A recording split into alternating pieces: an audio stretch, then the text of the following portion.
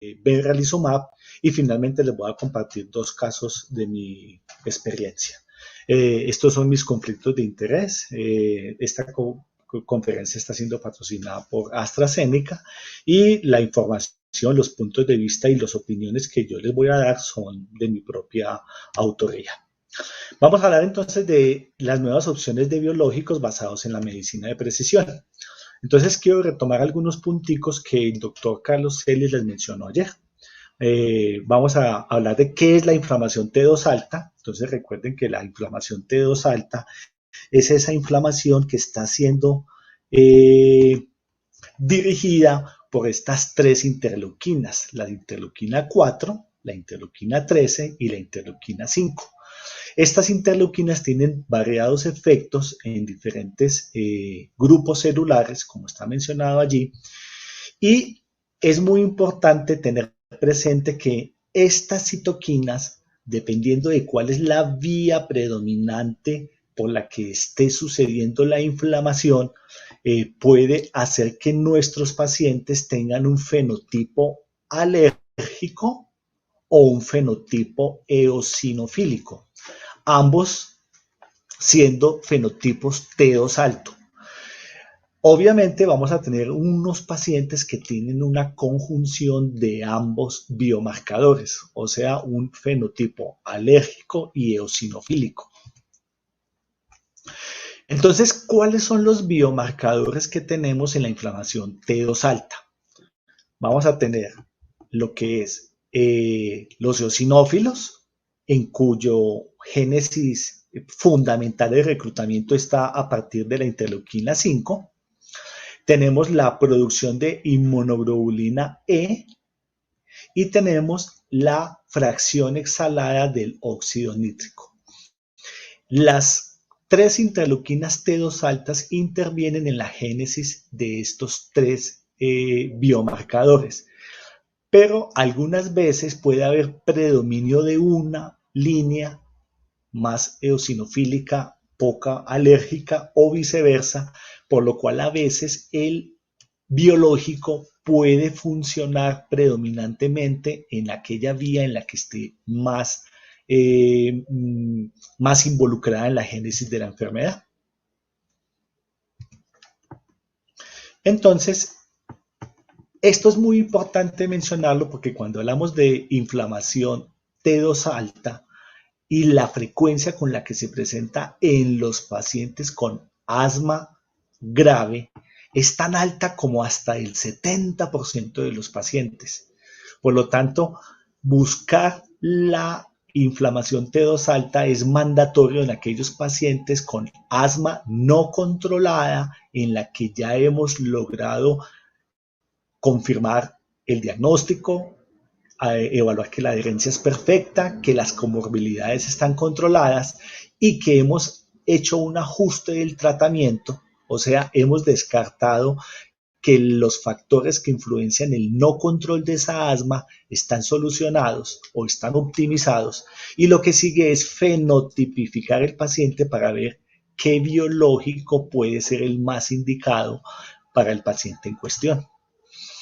Entonces, hay inflamación T2 alta, cuyas características son estas que están mencionadas a la izquierda, y una inflamación en la que estos biomarcadores, al estar ausentes, los vamos a llamar como inflamación no T2. La importancia de esto radica en que la terapia biológica que está sedimentada hoy en día está principalmente enfocada para la inflamación T2 alta. Como se les mencionó el doctor Carlos Celis, hay una nueva terapia que fue recientemente aprobada en Estados Unidos en diciembre del 2021, que es el tezepelumab. Este biológico puede no solamente ser útil en la inflamación T2 alta, e incluso la magnitud de respuesta puede ser mejor, sino que también puede ser útil en la inflamación no T2 alta. Entonces, lo que vamos a hablar hoy está enfocado en los biológicos que van hacia esta inflamación T2 alta. La guía ALAT de asma grave, que fue publicada en el 2020, nos invita a que cuando tenemos el asma grave no controlada, busquemos como primera opción si nuestro paciente tiene una inflamación T2 alta, y lo vamos a hacer con estos biomarcadores. No necesariamente tienen que ser siempre todos. Depende mucho de lo que contemos en nuestro medio y, por ejemplo, por experiencia, les comento que nosotros en Colombia muy recientemente tenemos la fracción exhalada de óxido nítrico, de manera que el hecho de no tenerla pues no debe ser impedimento para que podamos ayudarnos de los otros biomarcadores. Cuando tenemos una evidencia de estos biomarcadores, 1, 2 o 3, de que están presentes, vamos a hablar que esa es una inflamación T2 presente. Si ninguno de ellos está alto, pues vamos a decir que no es una inflamación T2, y el siguiente paso sería evaluar si tenemos un asma eosinofílica, un asma alérgica o la conjunción de ambos biomarcadores, eosinófilos altos y biomarcadores de que nuestro paciente está sensibilizado y tiene una alergia clínicamente significativa. Entonces, el siguiente paso, cuando ya encontramos la inflamación T2 alta, es evaluar precisamente si estamos frente a un fenotipo alérgico o uno eosinofílico. Pero como les he mencionado, hay pacientes que tienen la unión de ambas cosas. ¿Cómo vamos a buscar si el fenotipo T2 alto es de tipo alérgico? Vamos a hacer medición de inmunoglobulina E total, inmunoglobulina E específica, pruebas de sensibilización con prick test para alergenos. Usualmente el asma alérgica tiene un inicio temprano y recuerden siempre evaluar que ese biomarcador presente de la IgE específica o las pruebas de prick test positivas, tenemos que articularlas con si son clínicamente relevantes para el paciente, porque si tenemos una sensibilización que clínicamente no es significativa, posiblemente no tiene relevancia clínica. Por el contrario, en los pacientes con fenotipo eosinofílico, como su nombre lo dice, pues vamos a encontrar valores de eosinófilos por encima de 150. Esta asma, a diferencia del asma alérgica, es usualmente un asma de aparición en la adultez. Usualmente no tienen alergia clínicamente significativa, por lo tanto los biomarcadores de atopia están ausentes. Se acompaña frecuentemente de rinosinusitis crónica con poliposis o de la enfermedad respiratoria agravada por los AINES. Usualmente tienen fracciones exhaladas de óxido nítrico muy altas y tienen un compromiso fisiológico obstructivo de mucha mayor relevancia en los pacientes, evaluado por caídas del BEF1 más bajo o en los volúmenes pulmonares el encontrar atrapamiento aéreo o hiperinsuflación. Entonces, como les estaba mencionando, la inflamación T2 alta, cuando la encontramos, tenemos que ver cuál es la vía que predomina, si la vía alérgica o la vía eosinofílica. Cuando lo que predomina es la vía alérgica, en donde no tenemos eosinófilos por encima de 150, pues el biológico más idóneo para esos pacientes, por lo tanto, el único que podríamos estar autorizados en usar sería el omalizumab. Por el contrario, si tenemos un asma eosinofílica, tenga o no tenga alergia, podemos utilizar estas combinaciones. Si tenemos exclusivamente eosinófilos altos, vean que tenemos muchas opciones. Terapia que va enfocada a bloquear los efectos de la interleuquina 5, entonces tenemos estos 3 biológicos, o terapia que va enfocada a influir en las interleuquinas 4 y 13, que el medicamento biológico que tenemos en este momento de uso en el mundo es el dupilumab. Como les mencionaba, el tezepelumab puede tener utilidad tanto en la T2 baja, pero también en la T2 alta, y sobre todo es un biomarcador de respuesta tener T2 alto para que con tezepelumab le vaya mucho mejor a los pacientes.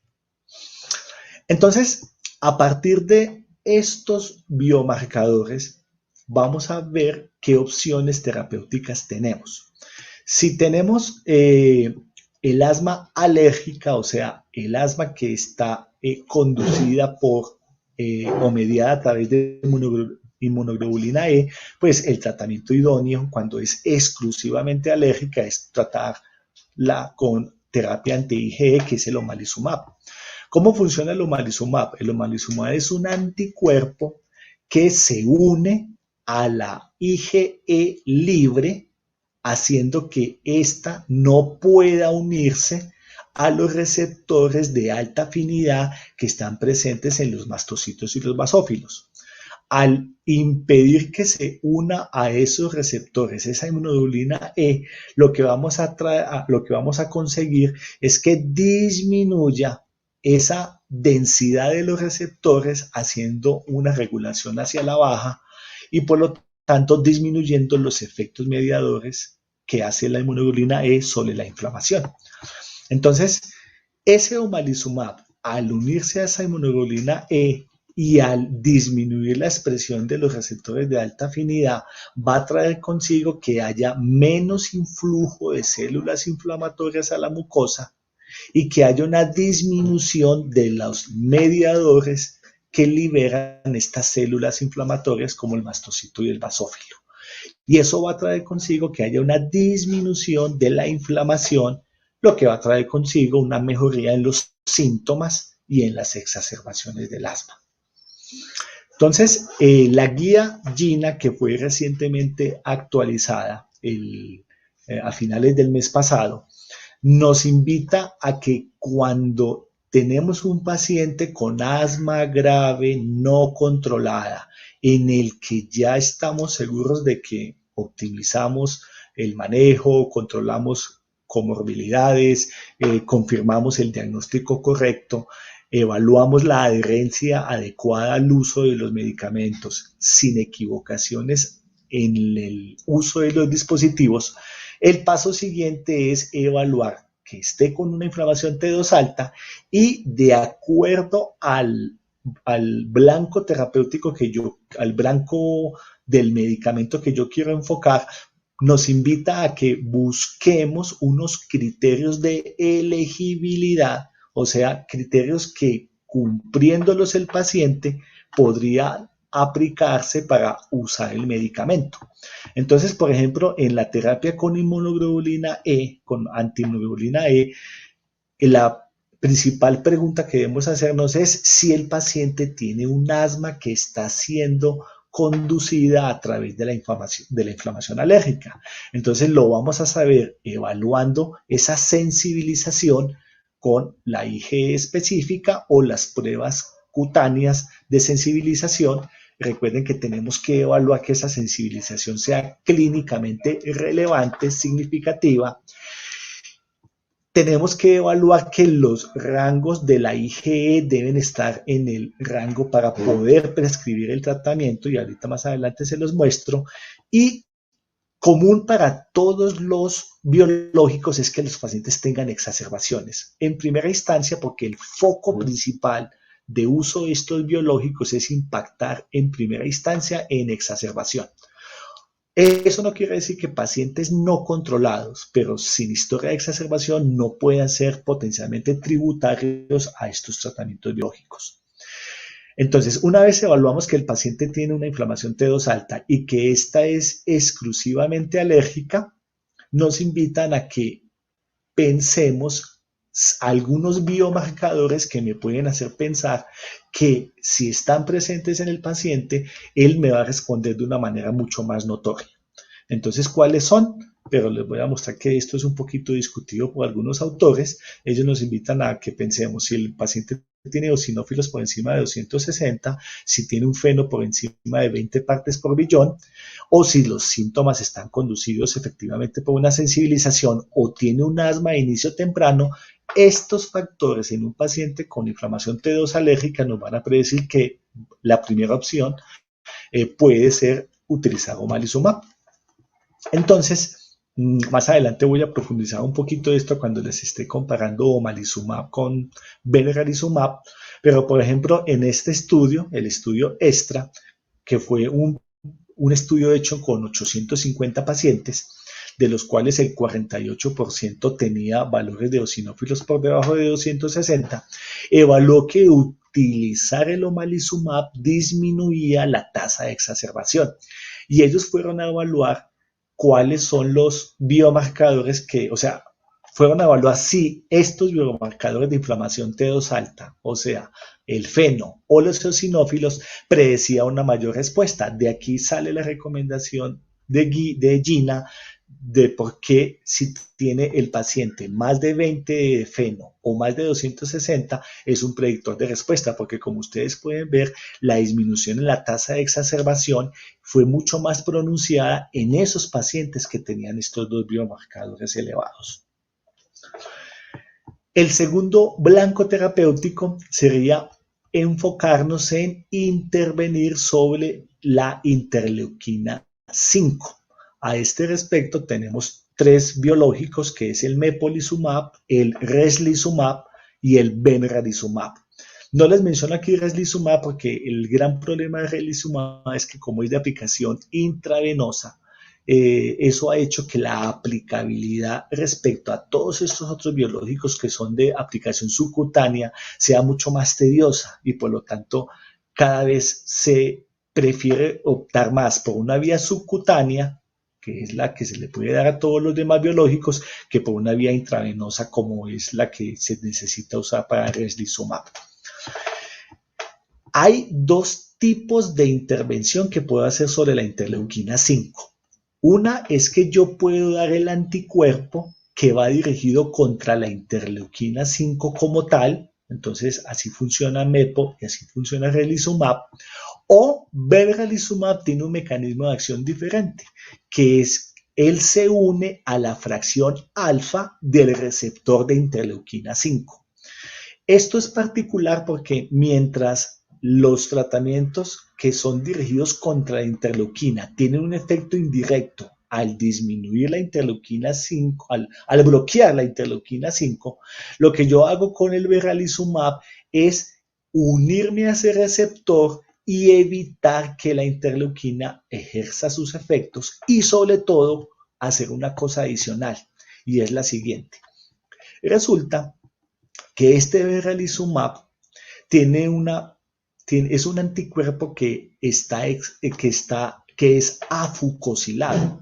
Esa afucosilación le permite tener una interacción muy fuerte con con células del sistema macrófago que hacen que cuando el benralizumab se une y bloquea el receptor, va a inducir una citotoxicidad dependiente de anticuerpo, a través de la cual el eosinófilo sufre una muerte celular. Entonces, benralizumab, con este mecanismo de acción completamente novedoso, nos va a traer consigo una ablación prácticamente por completo, o podríamos decir más bien que simplemente en los hemogramas son tan bajos los eosinófilos que no logramos tener cuantificación de los eosinófilos cuando damos benralizumab. Por el contrario, cuando damos mepolizumab o reslizumab, como ellos no tienen este efecto de inducir muerte de los eosinófilos, lo que hacemos es que disminuimos los valores de eosinófilos, pero no hacemos una ablación total de ellos. Entonces, en últimas, lo que yo hago con la interleuquina, con el tratamiento enfocado a la interleuquina 5, es evitar que los eosinófilos hagan los daños que están implicados en la génesis de la inflamación del paciente con asma eosinofílica. Por ejemplo, el principal factor que contribuye a que haya un tropismo porque el eosinófilo llegue a donde no quisiéramos que llegara, como la mucosa bronquial, es la interleuquina 5. Entonces, al bloquear esa interleuquina 5, el eosinófilo no es atraído a la mucosa y por lo tanto la inflamación de los tejidos de tipo eosinofílico se ve notoriamente reducida. Nuevamente, ¿qué nos dice la guía Gina respecto a cuáles son los pacientes que pueden ser elegibles para un tratamiento enfocado a la interleuquina 5 o al receptor de la interleuquina 5. Nuevamente tener exacerbaciones, pero lo principal es que el paciente tenga valores de eosinófilos por encima de 150 por microlitro. Sobre todo si el paciente está utilizando esteroide oral o por encima de 300 cuando el paciente no está recibiendo esteroide oral. Nuevamente también nos dicen cuáles son los biomarcadores que nos van a predecir mayor respuesta con el tratamiento.